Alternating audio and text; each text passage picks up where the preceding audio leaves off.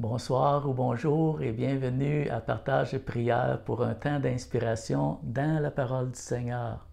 Merci Seigneur.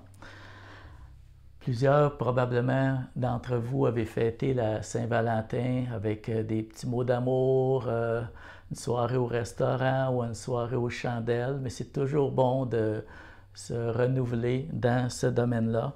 Et dans le Nouveau Testament, autant dans l'Ancien, il y a beaucoup de passages qui nous parlent de l'amour de Dieu, mais aussi de l'importance de développer l'amour dans la communauté. 2 Pierre 1,5 « Pour cette raison même, faites tous vos efforts afin d'ajouter à votre foi la vertu, à la vertu la connaissance, à la connaissance la maîtrise de soi, à la maîtrise de soi la persévérance, à la persévérance, la piété, à la piété, l'amitié fraternelle, et à l'amitié fraternelle, l'amour. » Donc, il commence avec « pour cette raison même », qui nous indique que Pierre nous a déjà partagé du verset 2 au verset 4 que Dieu nous a donné des si grandes bénédictions. Il nous a donné tout ce qui contribue à la vie et à la piété. Il nous a donné ses plus précieuses promesses.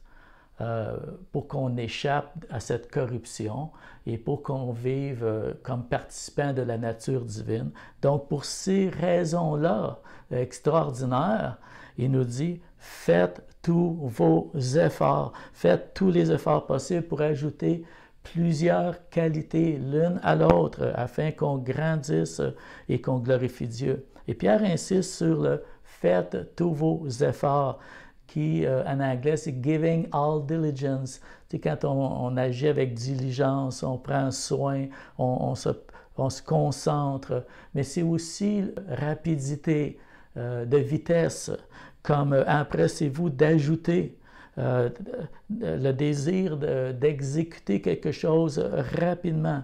C'est comme le zèle, l'enthousiasme qu'on a à servir Dieu, à aimer Dieu, à découvrir le Seigneur. Un peu comme quand j'étais un nouveau chrétien, j'étais tellement excité d'avoir découvert l'amour de Dieu que j'étais zélé, j'étais rempli de désir. C'est ça, cette qualité-là qu'il décrit ici.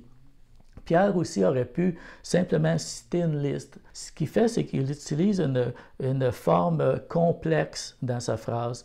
Ajoutez à votre foi une qualité et à cette qualité-là, ajoutez une autre. Et il répète les qualités, puis il en ajoute un autre, il répète cette qualité-là, il en ajoute un autre. Donc, c'est vraiment volontaire qui fait ça, c'est pour démontrer un accroissement par croissance, si vous voulez, développer une qualité en exerçant une autre, que chaque nouvelle qualité, un autre en ressort de cette nouvelle qualité-là. Et ça, cette liste-là que Pierre et la façon qu'il nous l'a dit, ça nous démontre que Dieu veut que nous ayons une vie chrétienne bien équilibrée et complète à tous les égards. Ce n'est pas une vie chrétienne incomplète qu'on veut. Aussi, ces actions-là, ça ne vient pas automatiquement, selon ce que Pierre a dit. Il faut les ajouter, il faut s'y mettre avec diligence, il faut s'empresser de les avoir. Aussi, on ne termine pas une qualité. Ah, je suis devenu très bon en maîtrise de soi, j'ai atteint 100%. Maintenant, je vais me mettre à la patience. Non, ce n'est pas comme ça que ça marche. C'est que tous ces aspects-là doivent grandir dans tous les aspects. D'une qualité, une autre qualité va en jaillir. Et ça, Dieu nous rend capables, mais la responsabilité, c'est nous. Nous devons décider de grandir et de nous donner au Seigneur, de mettre notre volonté, mettre notre cœur. Je me rappelle une universitaire chinoise, une jeune fille, c'était une nouvelle chrétienne. Et l'université, dirigée par le Parti communiste chinois, essayait de la faire échouer. Ils lui mettaient beaucoup de pression. Ils ont même été faire de la pression sur les parents pour que les parents forcent cette jeune chrétienne de ne plus être chrétienne. Mais plutôt, elle m'a confié une journée qu'elle, quand elle se faisait interroger, qu'elle se faisait menacer, elle réfléchissait à la sagesse des proverbes. Et c'est les proverbes qui lui donnaient la réponse quand elle était interrogée. Pierre nous parle dans sa liste les 2 dernières qualités sur lesquelles on veut viser ce soir, à la piété ajoutez l'amour fraternel, et à l'amour fraternel ou l'amitié fraternelle, ajoutez l'amour de Dieu. On veut s'attarder sur ces points. L'amitié fraternelle ici, c'est Philadelphia. Et il faut qu'on se rappelle d'abord que les disciples du Seigneur n'étaient pas très forts en amour quand Jésus était avec eux. Ils étaient souvent en dispute, ils étaient parfois en compétition, qui était le meilleur, qui serait le premier. Et Pierre faisait partie de ça. Mais on voit comment Pierre a été transformé dans le domaine de l'amour pour nous écrire de si beaux textes. Dans la première lettre de Pierre, chapitre 1, verset 22, il nous dit « Ayant purifié vos âmes, ou votre psyché, vos émotions, vos pensées, tout ça, ayant purifié vos âmes en obéissant à la vérité, vous avez un amour fraternel sincère. » Mais le mot sincère, c'est sans dissimulation. Il n'y a pas d'hypocrisie, là. On ne fait pas à semblant de s'aimer. On sourit, on se serre la main, mais on ne s'aime pas. Non, non, c'est pas ça. Ici, c'est qu'on a, en obéissant à la parole du Seigneur, par le Saint-Esprit dans nos vies, atteint un amour fraternel sincère. Maintenant, aimez-vous avec ferveur les uns les autres, de tout votre cœur ou avec un cœur pur. Et c'est vraiment cet amour-là, sans dissimulation, dont Pierre nous parle ce soir. Quand on réfléchit à grandir dans le domaine de l'amour fraternel, la communion fraternelle, des choses comme ça, il faut qu'on s'arrête un peu et réfléchisse sur les qualités de l'amitié. Le livre des Proverbes déborde de références sur l'amitié. On va en regarder quelques-unes ce soir. Proverbe 17, entre autres. « L'ami aime en tout temps, et dans le malheur, il se montre un frère. » Et là, ici, on commence avec un parallèle. Comment c'est précieux d'avoir des bons amis. C'est comme un frère, c'est un parallèle. On compare l'un avec l'autre. Il y a trop de gens qui sont des amis superficiaux, des amis du dimanche ou des beaux jours, quand tout va bien. Quand l'amitié leur apporte quelque chose, ils sont là. On a beaucoup d'amis, même la parole de Dieu nous dit. Mais quand ça ne va pas dans notre vie, quand ces faux amis-là ne retirent rien de notre amitié, ils disparaissent. Donc, je te pose la question ce soir. Quel genre d'ami es-tu pour les gens qui t'entourent? Et la Bible nous exhorte d'être le genre de véritable ami. Et la qualité, une preuve de cette amitié-là, c'est la loyauté, de demeurer fidèle. L'ami aime en tout temps. Et même dans le malheur, il se montre comme un frère, il agit avec beaucoup d'attention. Il est là. Dans Proverbe 27, le mot « ami » est répété une multitude de fois. On pourrait appeler le chapitre 27 de Proverbe le proverbe de l'amitié.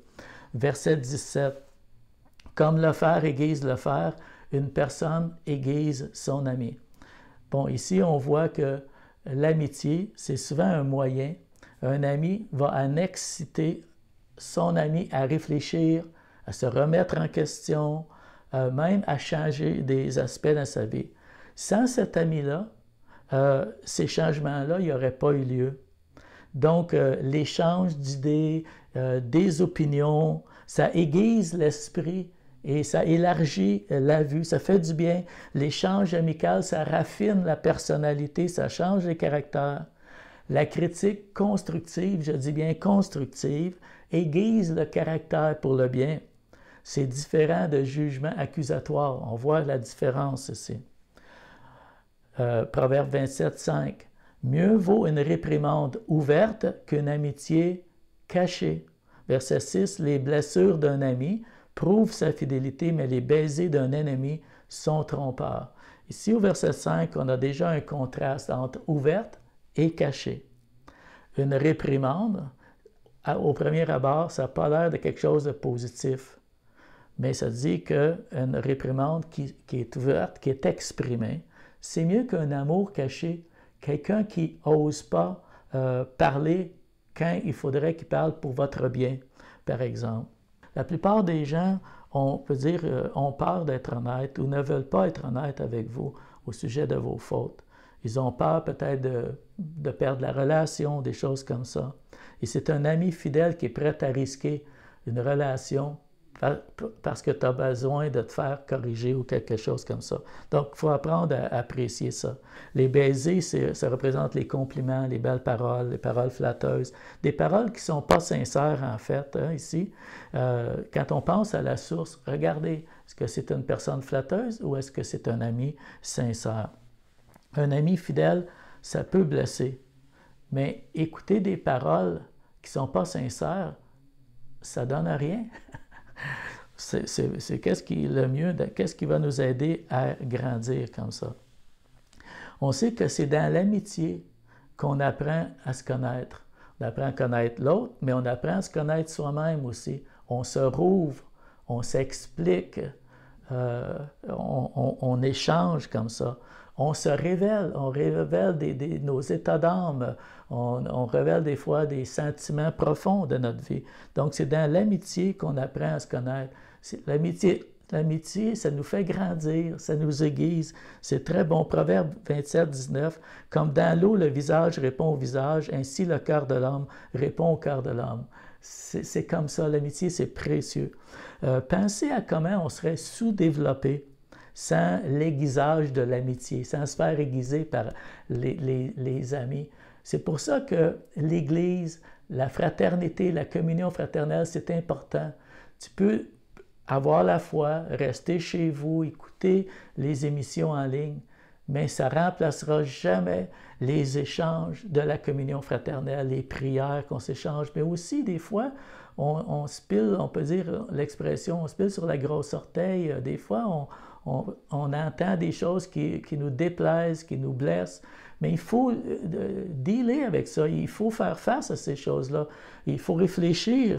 C'est bon pour nous que ce qui se passe, les relations dans la communion fraternelle, c'est vital, c'est très important, c'est là qu'on grandit. On revient en terminant à la liste de l'apôtre Pierre, 2 Pierre 1, 7, et à la piété, l'amitié fraternelle, et à l'amitié fraternelle, l'amour. C'est les deux qualités qui prennent du temps à développer et qui s'approfondissent et qui englobent toutes les autres. Et la dernière, c'est l'amour agapé.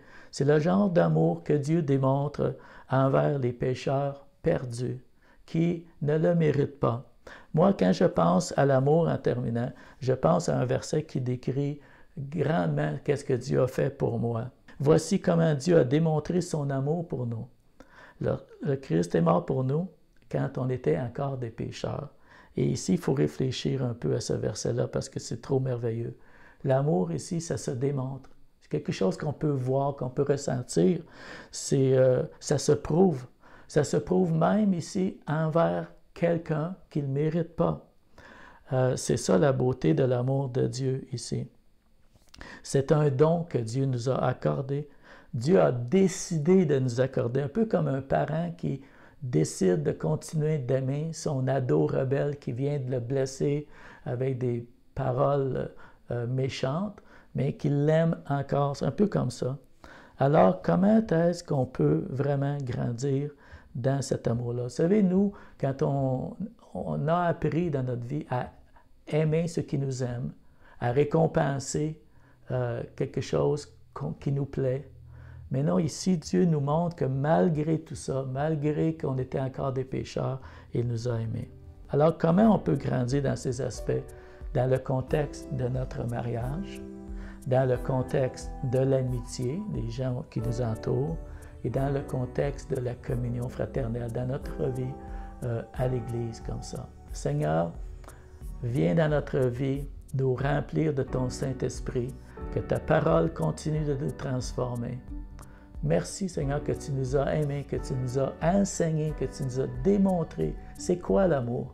Alors Seigneur, aide-nous Seigneur à appliquer toutes ces merveilleuses vérités dans notre vie et à aimer comme toi tu nous as aimés.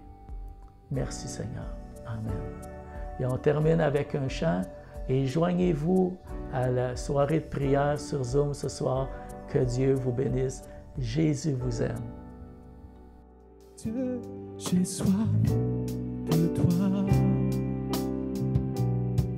Je désire être dans ta présence. Je soupirais près de toi.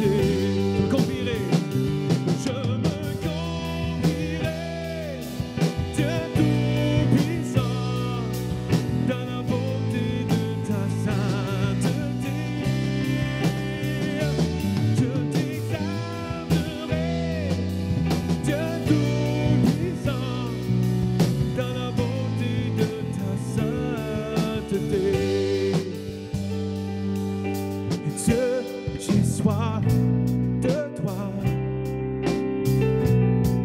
Je désire être dans ta présence.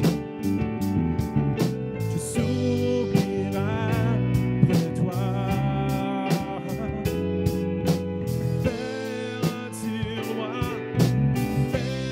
Attire-moi dans la beauté de ta sainteté. Je me confierai, Dieu Tout-Puissant, dans la beauté de ta sainteté. Je t'exalterai, Dieu Tout-Puissant, dans la beauté de ta sainteté. Me confierai, je me confierai, Dieu Tout-Puissant, dans la beauté de ta sainteté. Je t'exalterai, Dieu Tout-Puissant, dans la beauté de ta sainteté. Dans la beauté de ta sainteté. Alléluia. Dans la beauté de ta sainteté. Dans la beauté de ta sainteté. Alléluia. Merci Seigneur.